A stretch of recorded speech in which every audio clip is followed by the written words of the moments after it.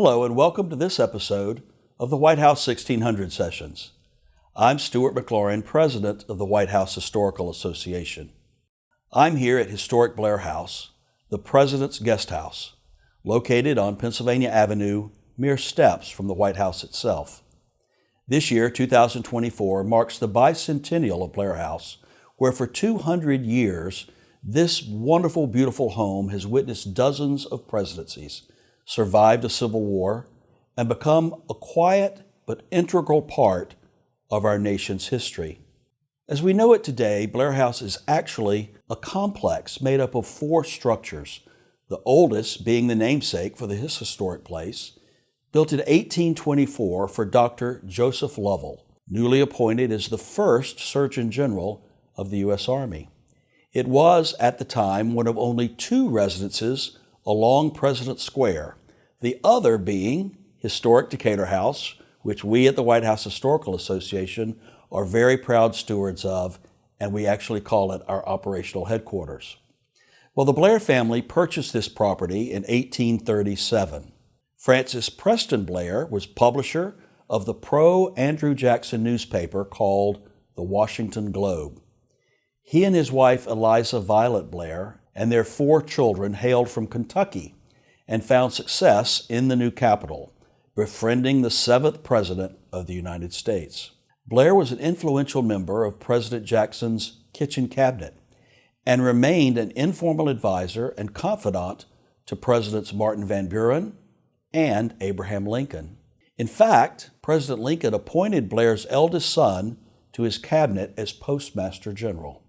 Blair later built a home next door for his daughter Elizabeth and her husband, Admiral Samuel Phillips Lee, known as Lee House, another important part of this complex. It would be Blair's grandson, Gist, who sought to save the home as the city changed around it. He found a sympathetic champion in President Franklin Roosevelt, and the building was named a site of national significance in 1937. Gist and his wife both passed away a few years later, and in their will stated their desire to preserve the house and its historic associations and its accumulated treasures. It was in 1942, once again, at the urging of President Roosevelt, that it was transformed into the President's Guest House for visiting dignitaries. As the story goes, Winston Churchill, the British Prime Minister at the time, had just concluded a lengthy visit to the White House across the street, and his antics, according to Mrs. Roosevelt, may have helped influence the president's decision. Blair House is where President Harry Truman and his family lived while the White House underwent extensive and major renovations during that presidency. It's where the president-elect usually stays before every presidential inauguration. This house has welcomed royalty and dignitaries from around the world, and it's been a welcoming sanctuary for many of the grieving presidential families during a state funeral. Blair House is actually closed to the public, so this is a very rare opportunity and privilege for us to share with you a look at this historic property.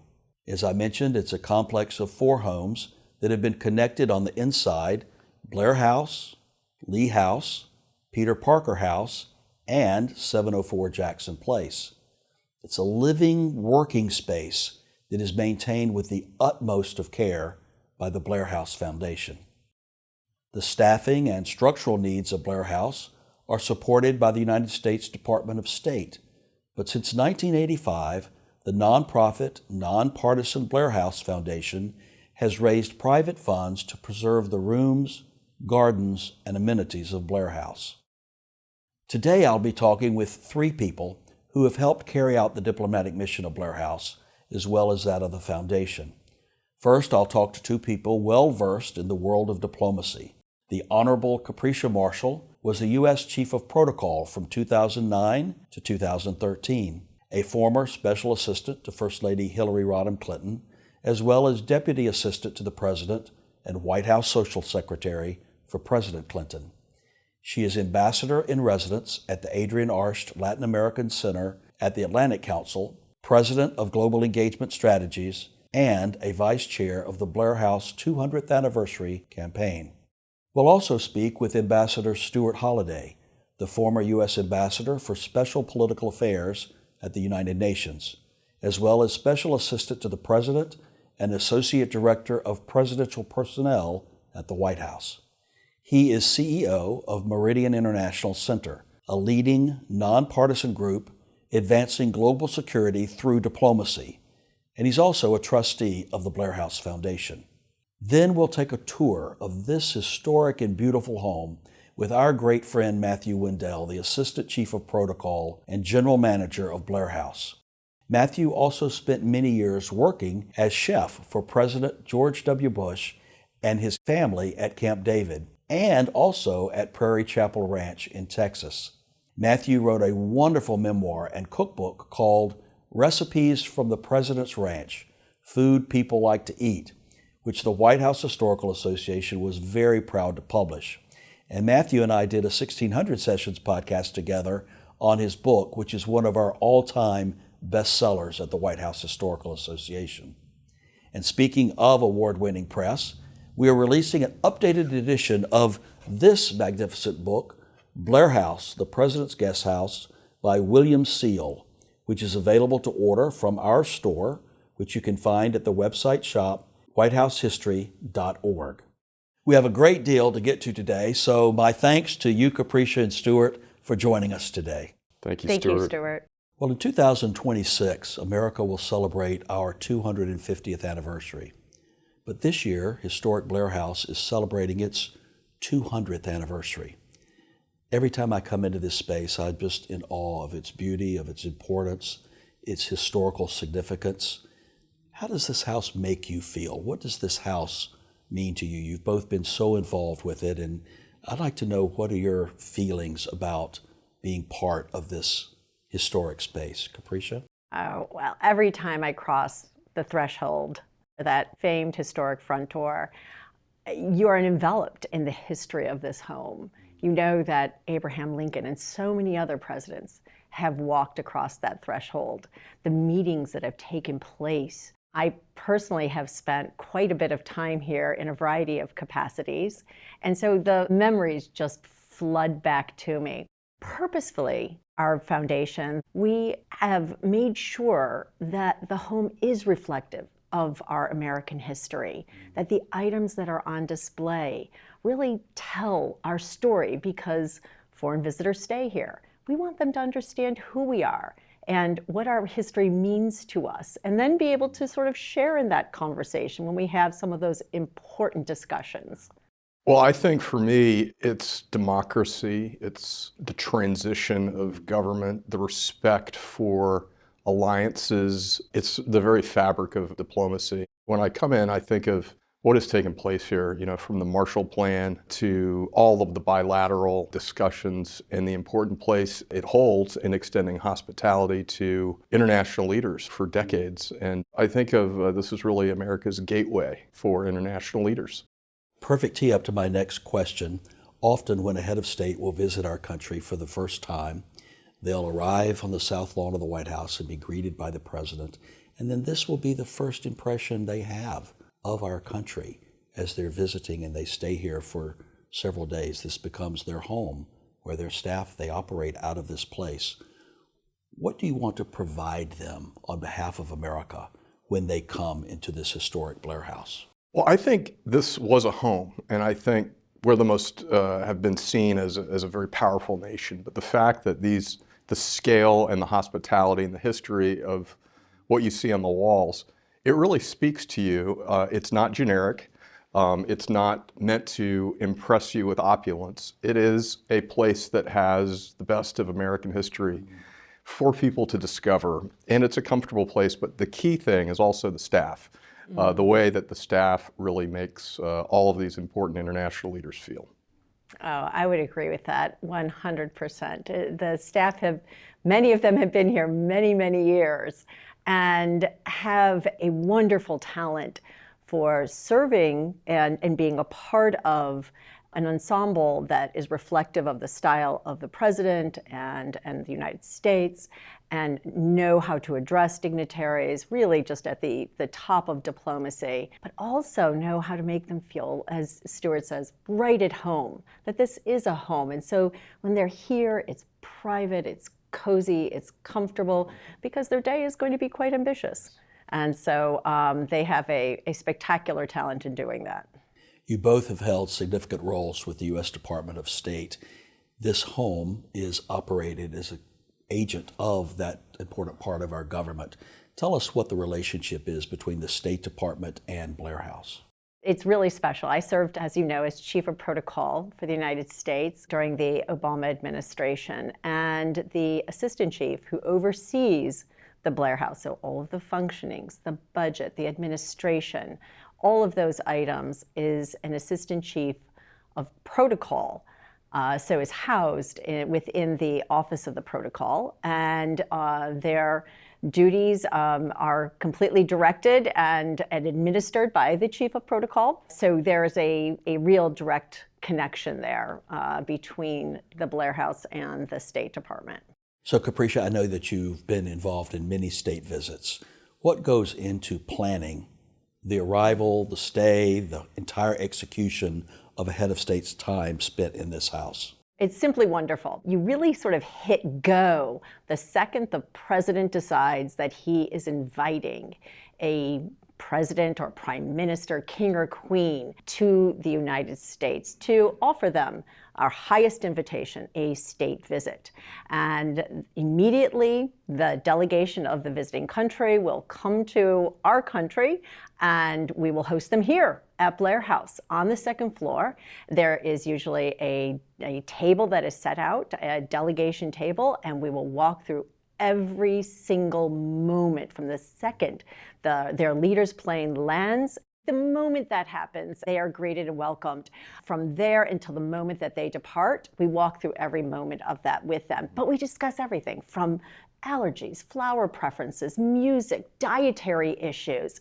Also, how do they like to sleep? We want to make sure that they're comfortable here. Do they like the air conditioning high? Do they like it low? We want to make sure that the refrigerator, et cetera, is stocked with their favorite items. So we really go through a great deal of detail. And then once they have departed, the real work begins. For both the White House and the State Department, the Office of Protocol, we're planning that visit. We want to make sure that the goals of the president are going to be achieved in that bilateral discussion. This may be a first visit. It is a get-to-know-you visit. Or is it perhaps one of, let's strengthen our ties together? Or this is going to be a difficult discussion because we have some serious issues to get through, but we want to have it within this context. And so understanding that and how we need to execute is of the utmost importance in the Office of Protocol. But across the street at the White House, they have the fun stuff. Mm-hmm. They get to plan the state dinner and what will they serve and how will that look and who gets invited and who will be the entertainment, all of those wonderful details. But we collaborate. We collaborate in that effort, making sure that this feels very seamless from start to end. Well, in the rhythm of our democracy, every 4 or 8 years, we have a transition in the presidency. And there is a tradition, which I'd love for you to tell me about, where the incoming president, First Family, will stay here in anticipation of Inauguration Day. Tell us about the history of that and maybe some stories or anecdotes about presidents-elect who have been staying here at Blair House. Well, I think I'll defer to Capricia, but it's funny because I worked for the president who preceded the president that she worked for, and the president who happened to be his son who succeeded her president. So I don't know if we saw each other on the front end and the back end, but I think you have the earliest experience. That is true. I never really thought of it that way, Stuart. I had an extraordinary experience when I arrived with President and Mrs. Clinton. As you know, the Blair House is the first point of entry for a president just before their inauguration. And it is an offering from the current president. He, or at some point she, will make an offer to the incoming, the president-elect, for the president and the family to stay here. It makes it, again, it's comfortable, very conveniently located across from where they're going to be living, and they can begin to make certain preparations. So I arrived with the president and then Mrs. Clinton to the Blair House. And just that first moment, I walked through the door, I was in awe. I mean, you really do feel the weight of history here, just the importance of it all. And I was like a kid, and I went, and I was by myself, thank goodness, because they were off doing some official duties, and I was able to scamper through the house and check out, go up one staircase and down another and connect from one townhouse to the other. But I was also very fortunate that they allowed me to stay here because my hours were going to be very long, and personally connected to the first family. And so I stayed in the room that actually had been inhabited by many former presidents' children, and they allowed my husband to stay as well, so that was very special. But we were working around the clock, so we really didn't sleep very much. But it is wonderful to sort of see that transition of a president from when they are elected to the building up of here is their cabinet, here is their staff, here are their duties, and then hear them rehearsing their inaugural speech, and that happens with every president on the second floor just outside of the presidential suite, and then the preparations for the actual day of making their way over to the White House to have that moment where one president says, I've served, and hands over the levers of power to the next coming in, and he's saying, don't worry, I have this. Blair House is really the bridge. It is. Yes. It's the bridge really is. of our democracy. And to see the gesture of having maybe somebody even from the opposite political party, but to extend to them the welcome of this house as a symbol of the respect for the office. And I think it's something which we can never forget. And we enjoyed the privilege of having and working for presidents who took that, very seriously. I do want to share from my memory, which was September the 11th, working in the White House, and we had Prime Minister Howard here, who was visiting from Australia, and you can only imagine all of the protocol people wanting to make sure he and his staff were safe and well taken care of at a time when even the White House staff had to evacuate, most of them. And so I've heard the Prime Minister talk about being here on that day and really being at this house, meeting with the president, and what it meant to him. And of course, he never wavered from his belief that Australia and the United States were partners forever and strong friends. And I think it's this house and the proximity of it to the White House, which makes it special. It's very interesting that you tell that story, Stuart. Just last month, I was in Sydney and met with former Prime Minister Howard, and he recounted that same memory of being here for 9/11, but having this house, this place that he felt safe, secure, and connected with the president during those critical times in the history of our nation, his nation, and in fact the world. So it is the bridge that you describe in so many ways between our presidency, our White House, and these leaders from around the world. And that's such a powerful story with Prime Minister Howard and his personal experience. And another thing, I think a lot of important decisions get made here. It's not just a place to stay and recharge. But the Marshall Plan, people think that right after World War II, the United States just immediately had a plan. Well, no, it took 2 years for President Truman, who was living here at the time, meeting with his Secretary of State, meeting with the members of Congress and other international leaders. That plan, which effectively rebuilt Europe after the war, was developed here in this house. If these walls could talk, what would they say? Just to add on to what Stuart was saying, there are so many various convenings. The Secretary of State will use the Blair House to host counterparts, oftentimes other foreign ministers for important meetings. I remember around the nuclear summit, there were quite a few important meetings that both President Obama and Secretary Clinton held here. They will come across and use this as a place to have bilateral discussions. In addition, they will host luncheons here because I have to say, we have the finest chefs that are here at the Blair House. So there's quite a bit of activity that takes place at the Blair House, aside from it being our presidential guest house. You have both had front row seats to presidential history and the transition of power that we've talked about. As you've seen a president-elect walk out this door, to walk into the White House later that day as President of the United States, what is that feeling? What is that spirit in the air? Do you feel that you see on their face the weight of the reality of it? Is it the excitement and anticipation? Is it worried about their family, that everybody's dressed properly? What are the emotions? What's the feeling? I think that walk or that ride, depending, is really the realization of the weight of history and the responsibility of the presidency. And so when they leave here as a civilian for the last time and come back to the White House, they're in a different position. It will never be the same for them again. And that's why I think you can imagine being a president here the night before the inauguration and looking around, feeling that this is their moment, but it provides nourishment, it provides all that great staff work and the comfort and the hospitality. I would think they need that too. Yeah, I've had the opportunity to see it on both sides of Pennsylvania Avenue. So I've walked with the president and then Mrs. Clinton, and they walked out of Blair House as president-elect and were making their way to the White House. And I saw that. But I've also then, I was in the White House when President Clinton and then First Lady Hillary Clinton were handing the reins of power to President-elect Bush. And I will just never forget this moment. And it makes me so proud to be an American. Everyone else had been loaded into the motorcades. And that had been a very difficult, as we recall, election. And Vice President Gore was there also with Mrs. Gore, and they were there and being escorted into their cars.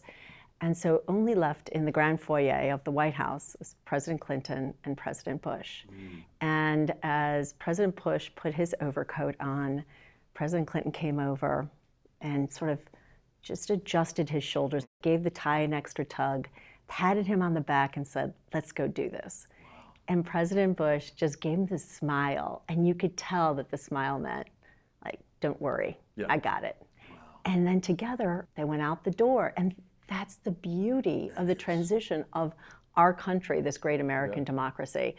And I welled. Everyone who was there just welled in tears. It just it's a joyful, extraordinarily historic moment. Wow, what a privilege to be there for a moment like that. This house has experienced other moments in history that in a way bookend the story we've been talking about of the beginning of a presidency, and that's the end of a president's life. When the President of the United States will invite the grieving family, the widow often, to be here in Blair House for the state funeral that takes place in Washington. Tell us about those occasions and why they're important and what is significant about those times here in Blair House. Well, Capricia may have probably had to plan those. I, of course, most recently was struck by when President George Herbert Walker Bush passed, the family stayed here, and it was probably very reassuring for them to be back here before they drove up Massachusetts Avenue to the National Cathedral. But it is another aspect, planning a state funeral, which I think you probably have had 3 or 4 in your bottom drawer when you were chief of protocol, right? I have to give incredible credit to our military, to the Washington District. They bring everything together, and before a president actually leaves office, they present the binder. Now that's got to be a bit of a moment, right? So thank you for your service. Now we're going to plan your funeral. That's right. And, but it's 8 days in longevity. And so you have to go through absolutely every day. And I have done that with several presidents. And we have visited the National Cathedral. And we have visited the sites of where they're going to begin their 8 days and how they will wrap it. And primarily, how will they spend their time here at Blair House? Several presidents already know exactly who they want in which room, which family members they would like to stay here, which hotel nearby they want the rest of the extended family staying in, how they want the visit to go. Make sure that you have my cherry Coke because I really like my cherry Coke. All of those details are in a binder and are well planned for when that inevitable moment will occur. It's a little deceiving out front to see these historic homes strung together, that in reality, this is a larger footprint of indoor space than the White House itself, more than 70,000 square foot of space. Tell us about the form and flow and structure of this building and how it all works coming together. I have to give incredible kudos to the wonderful Ambassador Selwa Lucky Roosevelt. It was through her, grit and determination that she was going to make sure that the renovation of these townhomes took place so that it flowed from one to the next, because there used to be, they weren't connected. They weren't intended to be connected. So how would we remove a brick wall or a stoop or several steps so that people could flow easily from one townhouse to the next? Now, once you ascend from the first floor to the second, you have to go a few steps, sometimes up and then sometimes down and then back up again. It's charming. It's charming, exactly. But it does flow beautifully. But these rooms, these are the sort of the formal reception rooms that are here on the main floor. And there is a wonderful garden room with lots of light and windows where formal receptions take place, speaking programs. I think that was Ambassador Roosevelt again, right? That's right. During the 80s, I believe. And she as well then made sure that there was an exquisite garden just outside of these doors here and outside of the garden terrace room. And then you make your way up to the second floor. There are a couple of meeting spaces there, but it's primarily the space that the visiting dignitary, president or prime minister, would stay in, and their staff and family, whomever they designate to stay with them. And it's not a large crew of folks. They want to make sure that it's very tight. And again, security is of the utmost concern. There are a few interesting stories that former managers have shared with us that we have to keep sealed what happens about at security. Blair House stays at Blair House. But then there is another floor where there are more meeting rooms, and there is a workout facility, there is a salon, and lots of storage space for various collections that are part of the White House collectible. On the ground floor is primarily security and staff offices that inhabit there. We spoke of the role of the State Department as the landlord, the owner of this incredible home, and the Blair House Foundation. What is the relationship and the role and the interplay between the State Department and the Blair House Foundation? Very well connected. In the Office of Protocol and State Department, they're really taking care of the bones and the administration of the Blair House. So from air conditioning issues, leaks, and things of that sort, GSA will step in and will make sure that they are maintaining it appropriately. The Blair House Foundation will continue to affirm that the decor, that rooms are appointed in a way that also addresses modern changes. For instance, it was very hard to get Wi-Fi into the house. And so they worked diligently to make sure that there was protected Wi-Fi for visitors when they came to the house. Changing the size of the bed in the presidential suite. It was a very small bed, and very tall leaders were saying that they didn't like to stay there because their feet dangled over the ends. So it was the Blair House Foundation's responsibility to make sure that we changed that bed out, but also making sure that the various bathrooms are well appointed, changed, updated in their decor, but not losing the sense of history of the house. It's a challenge, but I have to say they select people, they select designers that do a beautiful job of it. And I think there's a reason why the chief of protocol is the person in charge, and that's because it's probably the only job that directly works for both the President of the United States and the Secretary of State. So there's the diplomatic element, but there's also the White House and presidential element. They sort of sit astride, both of those things. And I think another nice role that the foundation plays is sort of institutional memory and history and continuity, because administrations will come and go. But there's a lot of ongoing preservation work that a house like this needs, and it's wonderful the degree to which people understand and want to support that mission. And you both serve on the Blair House Foundation, along with other American citizens from across the country.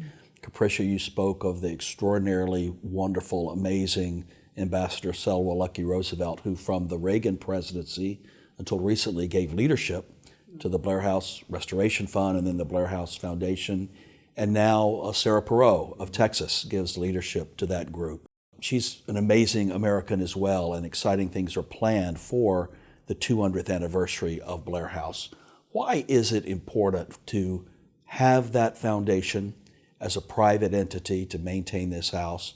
And tell us about the 200th anniversary and its significance. Well, I'll start by just simply saying that Sarah Perot embodies the kind of generous patriotism that makes our country tick. She has invested her time and her resources into this, and we have a terrific board. But the 200th anniversary is an inflection point for us to tell the story of those things we talked about earlier, the transition of power, our democracy, the role of America in the world, the generous hospitality and uniquely American hospitality that's provided here. I am so very honored to be working with and for Sarah Perot. As Stuart perfectly puts, she is someone who cares deeply about our country. She cares deeply about this house because of what it stands for and how it is used in American diplomacy and global diplomacy. And I'm so honored to be working alongside Nancy Robertson, who is one of our vice chairs, and also Ambassador McIlvaine Hunter. They are forces of nature. Absolutely. And working with them is just a joy every single day. They do it in a way that lifts everybody up and making everyone feel as though they're a part of this charge, that it is our American responsibility because this has been handed to us. We are the lucky folk who get to sit here and protect this wonderful historic building that has become a part of our country's story throughout history. And so working with them on this effort, and we will be celebrating, we will be marking this time, September 15th, and making sure that we have the necessary funding to protect this home for years and years and years to come. I want to just add one thing, the purpose of the foundation and why the foundation, and you know this better than many people. And our taxpayers are very careful with ensuring that funding from the taxpayers, from the government, goes to those things which are most critical. At a place like the Blair House or the diplomatic reception rooms, or obviously White House. Yes. Right? There's historical artifacts and incredible detail of decor, and if something needs replacement, it might have been made in the 1840s. And that takes private citizens, right, coming together to bridge the gap between, what our wonderful GSA does and the State Department, but it requires volunteerism and service. You just make me think about that. All of us take such great pride in this exquisite structure. You get repaid in full when you've had the opportunity to serve in government, and you get to watch those from the international community walk through the doors, and they are in awe when they look around. They are literally in awe. They immediately start asking questions. Who did this? What is this about? Tell us more about the history of this. And so the work that we do really is a tool in diplomacy. It is part of our soft power. It is so incredibly important. It is, and we're so fortunate that these private resources are not taking away from government priorities. Not at all. And it's also takes away the political pressure from seeking government funds to maintain these seldom seen private spaces. And we can keep these, as we say at the White House, at a museum standard, where sadly you go into homes of heads of state around the world that are dependent exclusively on government funding, and it's frayed and it's worn, and it's not what you see here. Well, thank you, Capricia Marshall and Stuart Holliday, for sharing your insights, perspective, and experience on this extraordinary home, the guest house of the President, historic Blair House. And I now have the great privilege of touring Blair House with the Assistant Chief of Protocol, Matthew Wendell, who's going to take me through these magical rooms and interpret them for me and show me some new insights as well for our 1600 Sessions of viewers and listeners. So thank you very much, and I look forward to continuing working with you and celebrating this amazing bicentennial of one of America's great treasures, Blair House. Thank you, Thank Stuart. you, Stuart. Thank you very much. So Matthew, we are here at the front door of Blair House where you would greet an incoming president-elect or a head of state who's visiting at the invitation of the President of the United States. Correct. Normally, I would greet them out on the curb and walk them up through the front door and welcome them to their home. This historic front entryway, of course, this is built in 1824, the Blair House. This is the original floor, so every president since Andrew Jackson has walked on this floor. Stood on these same American stones. presidents, in addition to, you name it, foreign presidents, king, queen, prime ministers. We come in and I show them up to their room. Well, the first room that you see is this beautiful Lincoln room. The Lincoln sitting room, yes. Tell us the story of this incredible space. This was originally Mr. Blair's law offices, and this room is so much history in it. You can actually feel the history when you are in here. This is where Abraham Lincoln used to come from the White House and basically hang out, discuss lots of things with the Blairs. They were big supporters of Lincoln and great advisors to Lincoln, so he met with them often. This is also where, on behest of President Lincoln, the Blairs offered Robert E. Lee the command of the Union Army. Of the Union Army. Right. And of course, he had to decline because he is a Southerner in Virginia. That's a copy of his resignation paper.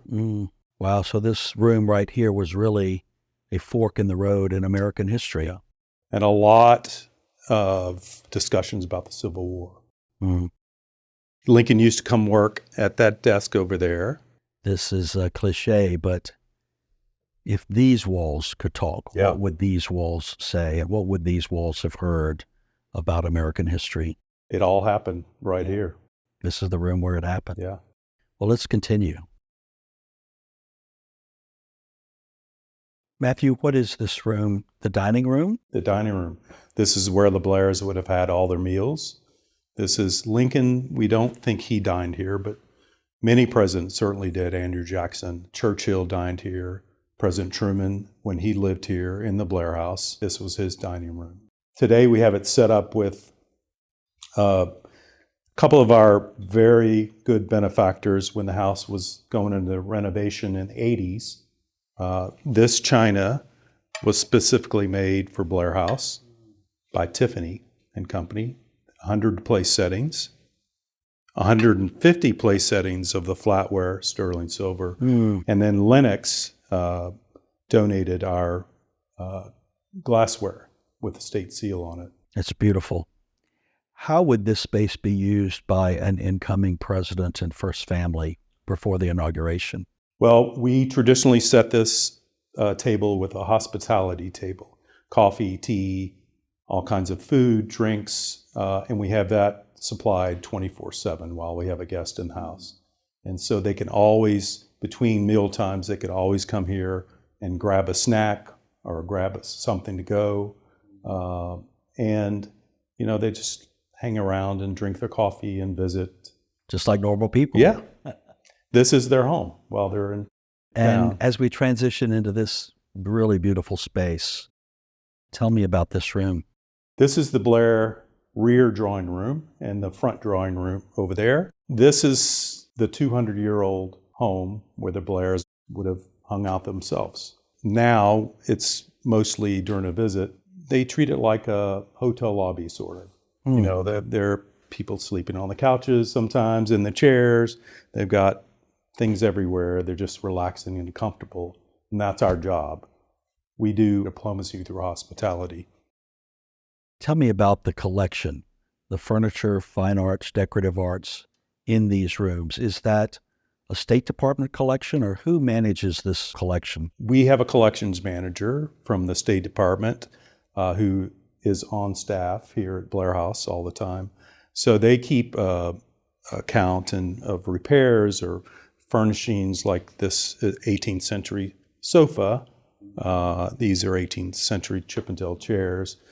They were needlepointed by the Needlepoint Guild of America. Oh, So all our dining room chairs match. These were donated by Jackie Kennedy, and the needlepoint was on there as well.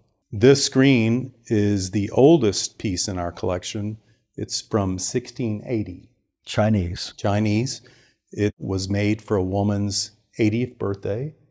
It tells the story of her life through the screen, and on the back, the story is written out in Mandarin. Wow, look at that.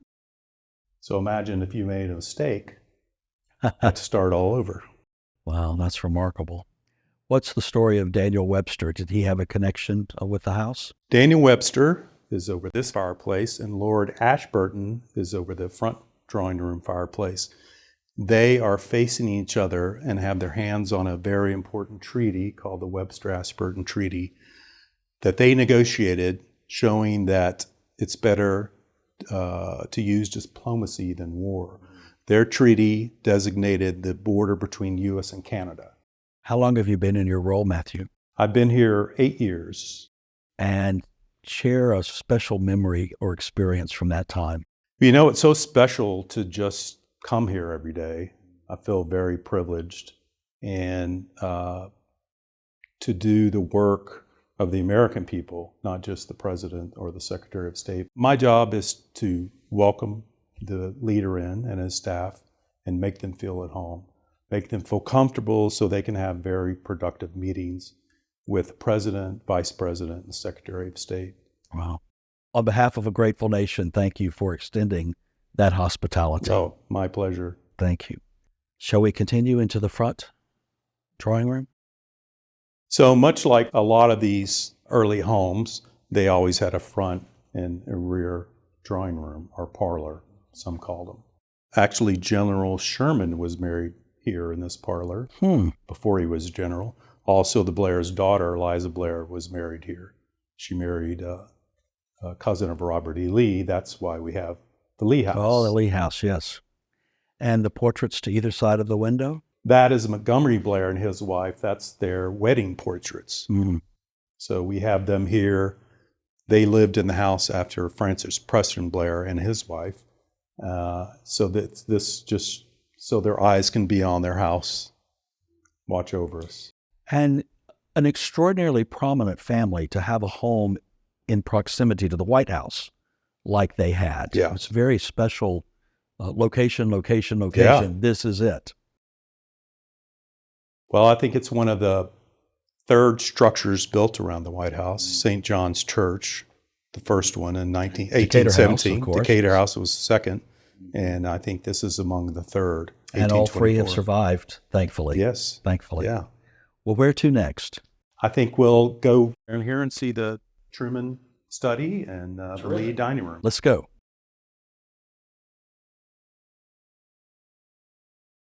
So, Matthew, we have moved from Blair House into Lee House very seamlessly as these houses have been joined.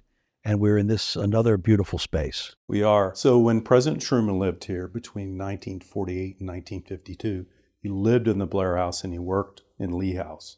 So this was President Truman's cabinet room, his actual cabinet table and chairs. So all the decisions made during that time, the Marshall Plan, NATO, UN, joining the Korean War, happened at this table and chairs. This is beautiful china that is on the table as well as on the walls. Tell us about this. That is Blair family china. It's Chinese import porcelain. We have almost the whole set of it, I think, survived. A nice story about this table and chairs in this room is every time the Korean president comes, they have a special dinner at this table to celebrate the U.S. joining the Korean War. Wow, it's very special. And of course, the needlepoint again, is this the Needlepoint Guild? No, this time it is the cabinet members' wives during the Kennedy administration. Mrs. Johnson had the wives needlepoint the chairs to kind of match the china. This says needlepoint by Mrs. Robert F. Kennedy, wife of the Attorney General, 1963. Wow, how special. Well, you mentioned this being the cabinet room for President Truman. Did he office here He as did. well? Where would that have been? We'll show you. I love this painting of President Roosevelt. So this was President Truman's office. This was President Truman's office. And this has been recently restored as a project of the Blair House Foundation. Yeah. That is a picture of President Truman in the office. This here, yes. I must commend you on your selection of books. I see your White House Historical Association publications. Of course. Well, this is really beautiful with the dark brown. And this is the map of Washington. Correct. That is extraordinary. Elizabeth Eames, she actually came out of retirement to do this rug. She raises her own sheep, shears them, dyes the wool, and makes the rug. So it's really farm to floor. Absolutely amazing. Blair House is right here. Yes. Decatur House on the end. Oh, yes, there we are. The White House. Wow, look at that. And She's Lafayette very Park. detailed. So President Truman would have officed in this space as his Oval Office, if Basically, you will, yeah. During 4 years of his presidency. Really remarkable. This is also where Nancy Reagan greeted her guest, Yes. President Reagan's funeral. We have a photograph over there. She was sitting right here. Margaret Thatcher, another chair over here. Wow. So every room, if it could talk. And probably stories we have no clue of that would have happened. And I would taken like to hear place. those stories. How do, when a foreign leader stays here in a home that's owned by the American government, do they express to you any concerns about confidentiality or security? How do you comfort them in that regard? We've never had that question, but they know that all the staff has top secret clearance. Some leaders will install their own private phone lines for their conversations, but some don't. They are just trusting that we'll do the right thing, and the staff is so excellent about going about their business, making everyone comfortable, and not really paying attention to what's being said. Well, we know that the funeral plans for sitting presidents and former presidents are reviewed frequently, or at least annually, and that would involve the Blair House as well for the occasion of the state funeral. We're probably about 5 miles from National Cathedral from where we stand now, and this is a focal point. As you said, Mrs. Reagan would have been in this chair and greeted the guest that she received during the President Reagan's funeral, and the family would stay in this home as Correct. well and go and come. What a wonderful place of serenity and memories that Yeah. they have to be here in this beautiful home. Because all of them have been here before. Yes, it's a familiar, they feel Yeah. at home here, feel at home. Well, let's go upstairs. I want to see what you have for us Great. up there. That's a treat. So we've now arrived on the residence level. Correct. How many bedrooms are there here in Blair House? We have 13 guest rooms, plus the principal suite has 2-bedroom, 2.5 bath. And so a foreign delegation would typically include how many guests staying with you? Well, it depends. They get to decide who stays where. Sometimes some delegations don't fill up the house. Most do. But say, for instance, the French visit we had last year, they decided to put all their security here and all the delegation at the hotel because they didn't want to decide who got rooms and who I didn't. see. These are principally bedrooms where staff would stay. Staff, yeah. here. Delegation, whomever they decide, we like to, this is a home for them. So we like to treat it as a home. They have their own bed and bath. Each room is decorated differently in different sizes, but they're all very nice amenities. Now, how much is it like a hotel? If they want a cheeseburger at 11 o'clock, can they call up and get a cheeseburger? Unfortunately, no. We don't do room service except for the principal. But they can go downstairs to the hospitality table and grab help something to themselves. eat. So, Matthew, you greet the head of delegation at the front door of Blair House, take them to the principal's suite. The rest of the delegation arrives, and I've noticed there are numbers on each room. I assume they're assigned to someone. How do they know where to go, and how do they get oriented to the house? Well, we have staff on each floor that directs them, plus they have their staff directing them, and we also give them a map of the entirety of Blair House. Has every person's name, room number, and phone number, how to reach them. So in they that can room. dial from room to room. Correct. And this is an example of a staff room. This is exquisite. This Yeah. would be a primary suite in any great American Yeah. hotel. I Right. see the monogram Blair House sheets. Thanks to the foundation. Yes, wonderful. And the collection, items of the collection, the decorative arts that are around.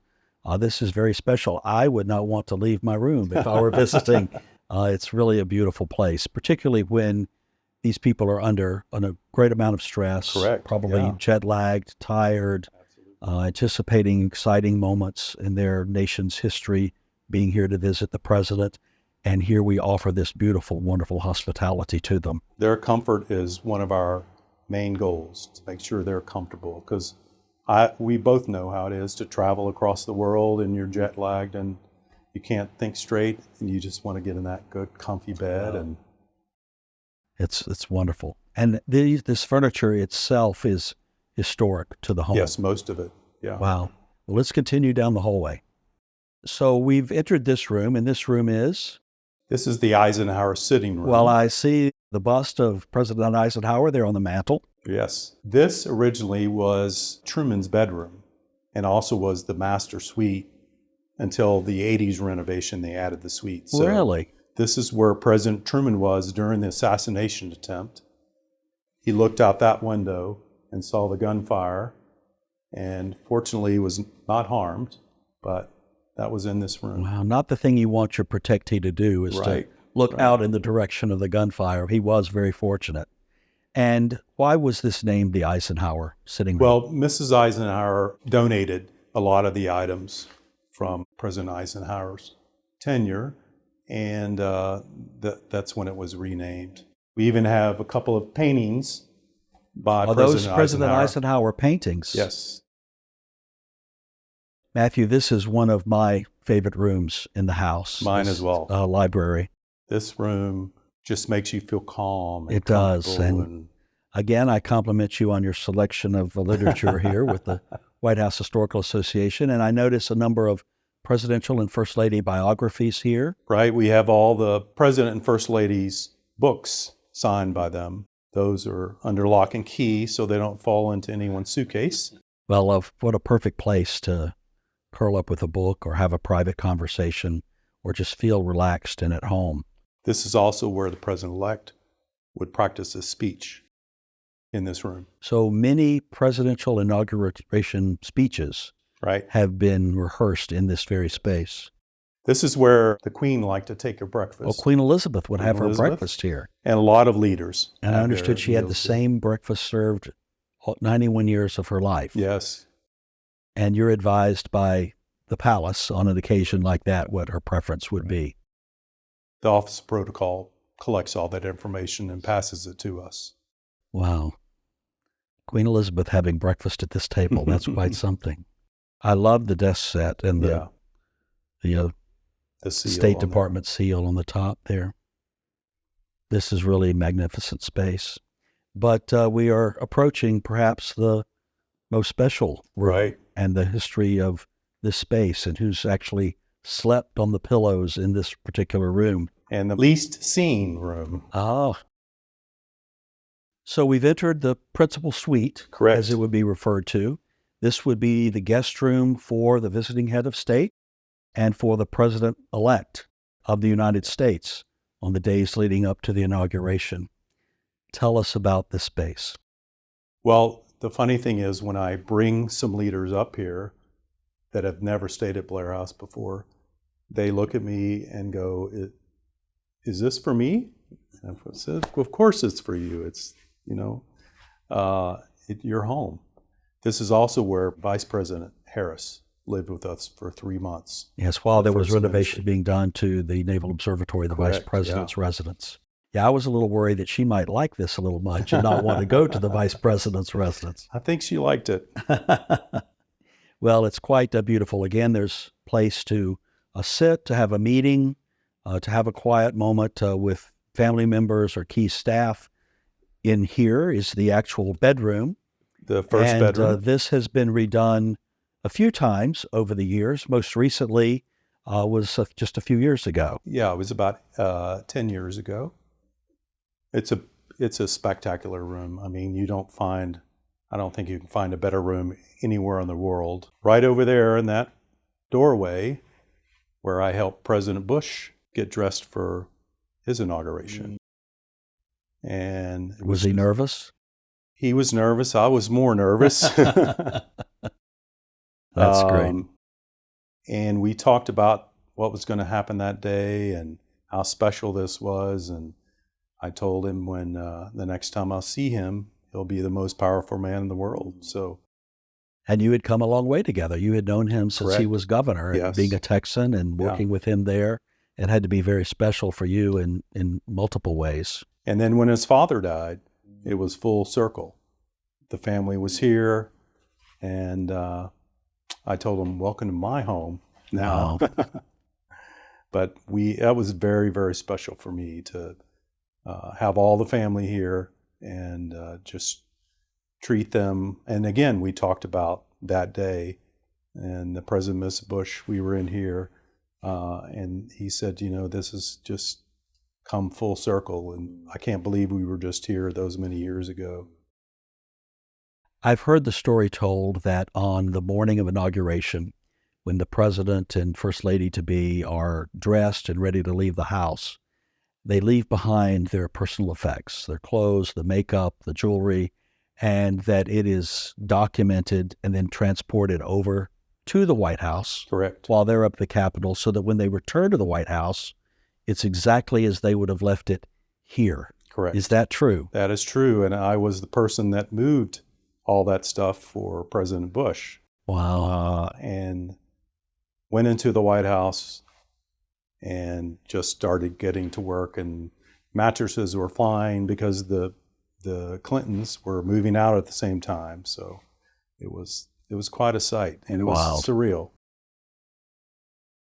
Well, this is very special. Thank you for sharing Hmm. this space. As you said, very few people have the opportunity to be Right. in this room. And here we are.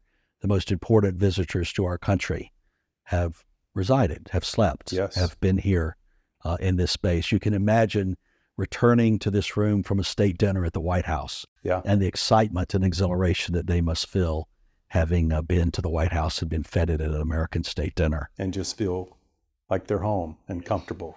Wow. Anything else about this suite that you'd like to share with us? Well, we have a second bedroom and 2 full bathrooms. Wow, this is beautiful. And the house is always kept ready. You never know when we're going to get the call. So we keep the house in a ready state. So, Matthew, typically for the arrival of a head of state, foreign head of state, how much lead time would you have to prepare? For a regular visit, we might have a month or less. For a state visit, we'd like to get 3 months ahead because they have to do a lot of planning for the state visit with, the military, the Secret Service, the protocol, State Department, White House, a lot of people included in that. Can you imagine during the Reagan presidency where they averaged a state visit a month? So What that would have been like? That would have been quite something. we have had it before where we've had 2 on the same day, one departing in the morning and arriving in the evening. Wow. And you survived. Oh, yes. That's great. On the passing of a former president, when you anticipate the arrival of the family for the state funeral, you could have just a very few days' notice. Although there would have been much planning, Correct. the actual notice would be very short. Yeah, because when there is the demise, that's when the clock starts.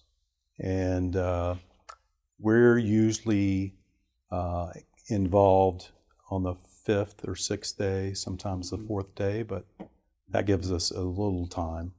Of course, all the menus are already planned. Yes. We have our plan for the house, what we'll do, who will be in what room, and all that's already decided. So that makes it somewhat better. Yes. Well, thank you for sharing again this Sure. really extraordinary space of the principal suite. So we've left the floor of the principal suite, and we're going back down to the main floor. Correct. And will the visitors, imagine they're running up and down these stairs the whole time. Yes. These are the original stairs, 200 years old.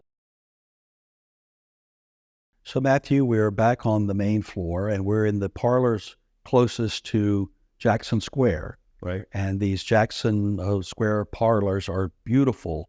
The murals that are on the walls in these two rooms are really spectacular, with scenes of Washington, the monuments, the Capitol building. I see the White House in the adjacent room. What's the story behind this magnificent mural? Well, this was painted by a gentleman named Robert Jackson during the 80s renovation. It is inspired by the monuments of Paris on the Seine. This is the monuments of D.C. on the Potomac. You can see St. John's Church. Yes. Oh, yes, there. Lincoln Memorial. The Octagon House, which is one no one ever guesses, that's the house where the Madisons moved to after the White House burned. That's right. The statue of Jackson that's out here in the park. And then we transition into an adjacent parlor where the scenes continue. And principally you have Blair House. Correct. And the White House. And the White House. And the Eisenhower Executive Building. Yes. How are these two rooms used? Well, currently we, for events other than a state visitor, we enter through all Yes, guests enter I've through entered this door. several times Yeah, for yeah. holiday parties and other events. And are greeted in this room and then head on down the hall to the event. Also, when we have a person in residence, they can use the rooms for whatever they'd like. Easy access off of Lafayette Correct, Park yeah. for someone coming to see them. The maquette, of course, of the Jackson statue is really special also. There's another room here that is really beautiful that I'd like to experience. This would be the largest conference room in Correct. the building and would be, I would imagine, quite useful to heads of state who have their staff and delegations with them. We have a lot of meetings at this table. Also, the delegation may have breakfast or lunches or dinners in a small group at this table. And we do shrink the table down sometimes and we have press conferences or receptions in this room. And our friends with the Blair House Foundation would have their meetings Correct. in this room. Over here, we have one of our most prized diplomatic gifts. This is a hand-colored photograph of the Dowager Empress Cixi. She is the old woman in the Steven Spielberg movie, in The Last Emperor, Oh, yes. that's whispering to the young emperor behind the screen. In 1905, she had 12 of these hand-colored photographs made, sent them out to different leaders. This was sent to Roosevelt, and through extensive research, this is the only remaining one in the world.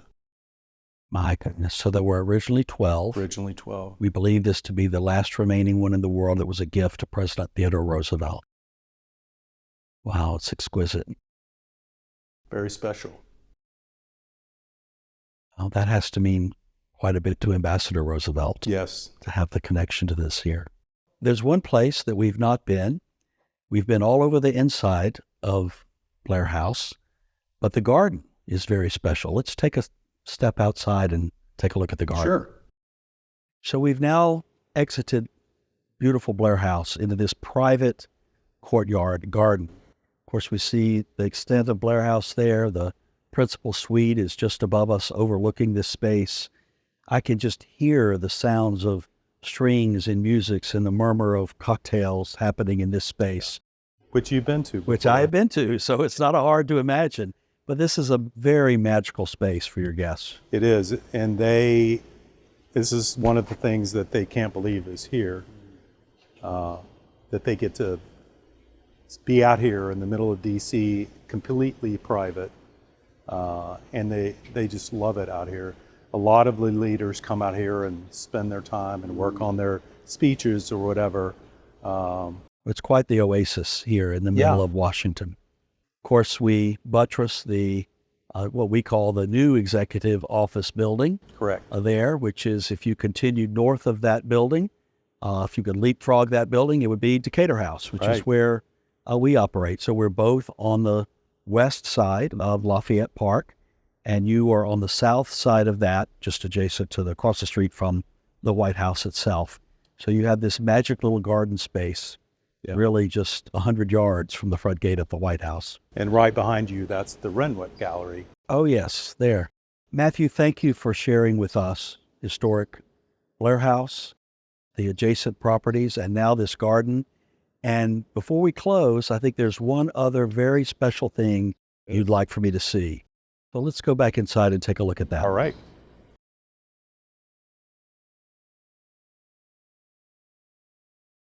So, Matthew, it's only fitting that we conclude today's visit to historic Blair House at the same place that any head of state would conclude their stay with you. And that's at this table with this book. That's right. This is our official Blair House guest book. We have them all the way back to our first guest in 1942. And I'll like to show you some. Please, I would be honored.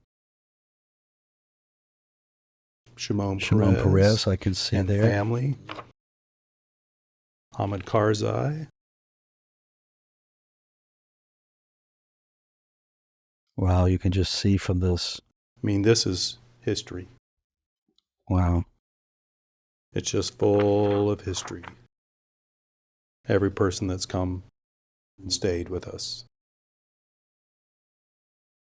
And they complete their signing of the book, and then they exit from the door that they entered. Yeah, I escort them to the curb and wish them well. Wow. Well, thank you. This You're has welcome. been extraordinary. And thank you for the work and the service you provide on behalf of the United States to America's most important visitors from around the world. It's my honor. I think you're maybe the first official face they see, and That's often right. the last that they see. And thank you for sending them on their way with a great memory of the United States of America. You're welcome. My pleasure. Thank you.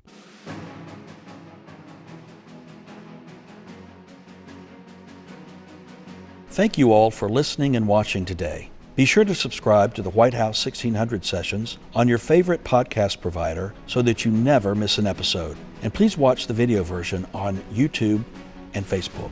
Your support of the White House Historical Association makes this work possible. When you become an association member, or when you purchase a book or an official White House Christmas ornament, you are helping fund the education mission through our teacher programming, our publishing, and our latest initiative, one that I'm extremely excited about, the People's House, a White House experience. In September 2024, we will launch this new immersive experience at 1700 Pennsylvania Avenue. The People's House will be open to everyone. You can learn more about our work as a nonprofit, nonpartisan organization by going to our website, whitehousehistory.org. Thank you very much.